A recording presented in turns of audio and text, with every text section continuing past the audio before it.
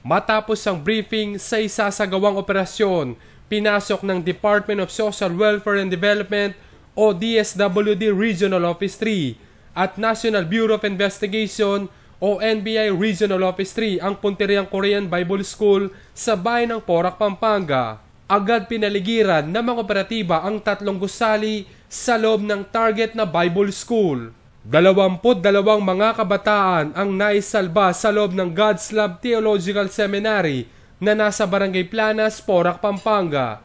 Kabilang dito ang 5 minor de edad. Ang operasyon ay binatay sa sumbong ng mga kabataang nirecruit mula sa Mindanao at nag-aaral sa naturang Bible School. Pero hindi raw alam ng mga estudyante na sapilitan silang pagtatrabahuhin bilang construction workers mula alas 4 ng hapon hanggang madaling araw. Hindi nalantad ang nangyayari sa loob ng Bible School dahil sa matataas na pader at bakod sa palibot ng nasabing paaralan.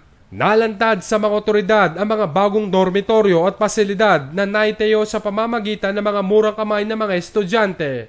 Makikita din sa main building ang lugar ng bahay-sambahan, mga dormitoryo ng mga kababaihan na may bakal na pinto at isinasara tuwing gabi. Sa operasyon, naabutan ng mga operatiba si Yon Ho Lee, isang Korean missionary, subalit tumanging magbigay ng pahayag sa harap ng kamera. Kabilang si Ray J. Bandiola at Regine Ballador na parehong tubong South Cotabato sa mga estudyanteng ilang taon nang nag-aaral sa nasabing paaralan. Minsan, gabi rin, dahil yun ang gusto namin kasi kung araw mainit. Yun ang gusto namin yung iba, gabi. Kung sa umaga, mga tanghali, mainit kasi yun. Opo, iba. Sino nagmamando? Anong pangalan ng mga nagmamando dito? Yung namin, mga leader. Ay, yung yung gumawa kami ng building, nagbubuhos po kami ng semento na pinapakit kasi linya-linya po yung mga babae. Tapos nakamixing din po kami. So, lahat po kami, wala except pati babae. Pero yung mga lalaki po, marami sigurong overtime. Bakit tapos, ginagawa yun? Kasi po, wala naman trabaho, kami lang po naman. Pumayag kayo?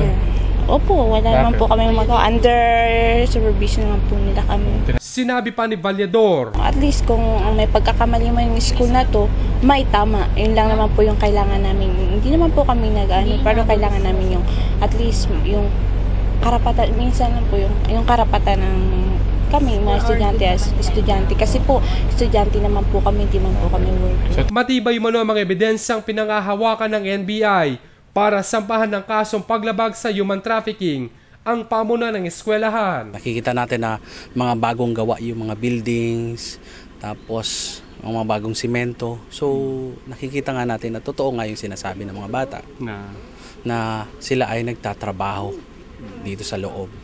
Kahit hindi nila sa loob na gagawin ang mga trabaho, ginagawa nila, mabibigat nga po ang mga trabaho base sa mga pictures na nakikita namin dito.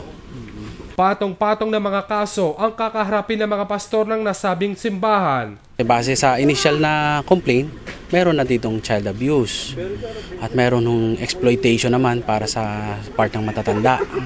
Kasi kailangan ay voluntaryo nilang ginagawa ang mga bagay-bagay. Tinitingnan namin ang RA 7610 at saka alleged human trafficking kasi mayroon ng exploitation dito Hindi naitago ang kagalakan ng mga kabataang nailigtas sa Korean Bible School.